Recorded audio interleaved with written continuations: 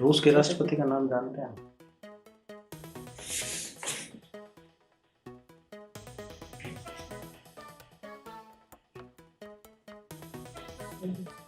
हमारे भारत के राष्ट्रपति कौन?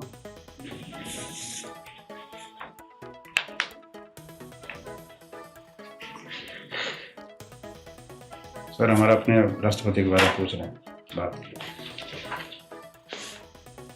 ये मैडम केबीसी की हॉट सीट पर बैठकर करोड़पति वाला गेम नहीं खेल रही, बल्कि ये मोहतरमा तो एसआई की परीक्षा पास करने के बाद उत्कर्ष कोचिंग मेंबर्स के सामने मॉक इंटरव्यू देने आई थीं। रिटन एग्जाम में इनके 320 से भी ज्यादा नंबर आए हैं, लेकिन इनसे जब इंटरव्यू में सवाल पूछे गए तो जवाब सुनकर ऐसा लग रहा था कि कहीं ना कहीं थोड़ा बहुत गोलमाल नहीं, बल्कि गोलमाल ही गोलमाल है।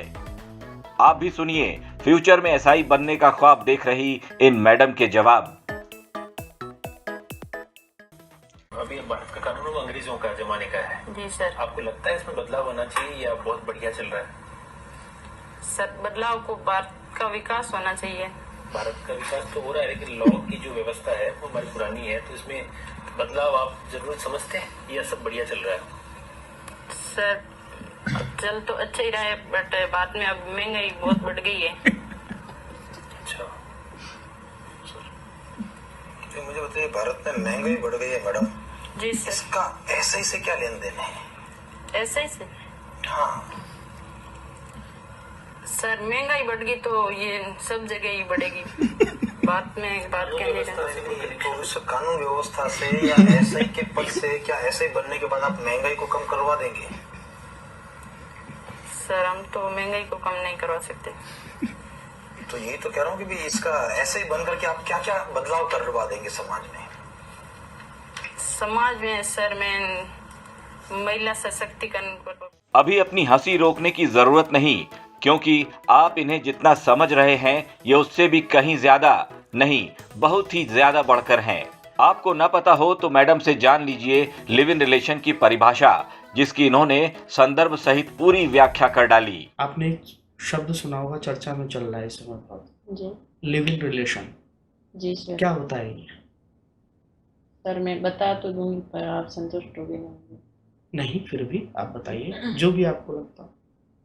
सर के एक लड़का और लड़की दोनों आपस में प्रेम करते हैं, और जो लड़का है उनकी शादी हो रखी है और उनके घर पे पत्नी है, तो वो लड़का जिस लड़की से प्रेम, पत्नी से नहीं, जिस लड़की से प्रेम करता है उस लड़की को कुछ से दिनों के लिए तो पत्नी के पास में ही अपने घर ले जाता है। तो अब सोचिए, प्रदेश में तमाम नौकरियों के पेपर लीक होते हैं तो कितना हो हल्ला मचता है, लेकिन इनके जैसी न जाने कितनी मोहतरमाएं और मोहतरम होंगे जो न जाने कैसे चुपके से परीक्षा पास कर लेते हैं और नौकरी भी पा जाते हैं।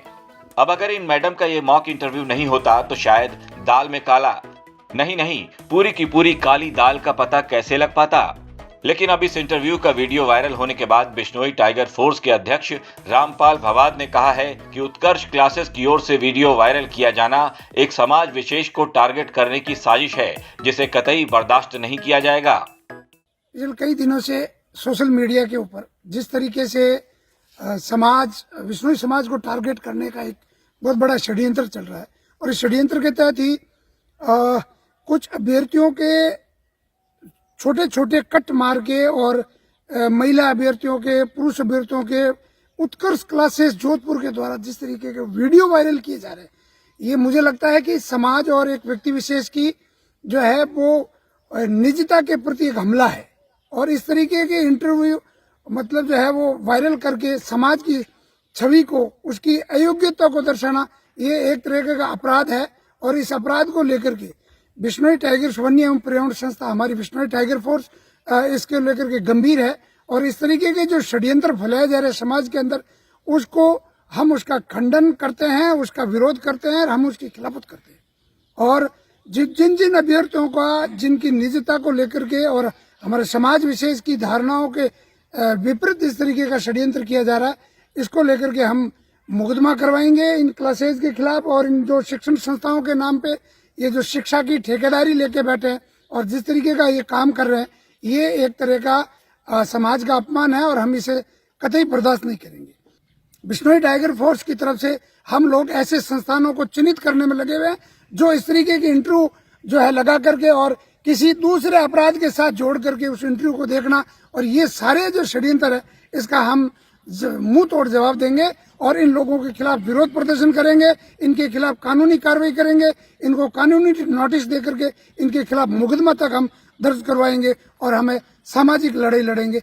रामपाल भवात का आरोप है कि इस तरह के वीडियो वायरल कर समाज की छवि को, उसकी अयोग्यता को दर्शाने की कोशिश की जा रही है, जो कि एक तरह का अपराध ही है।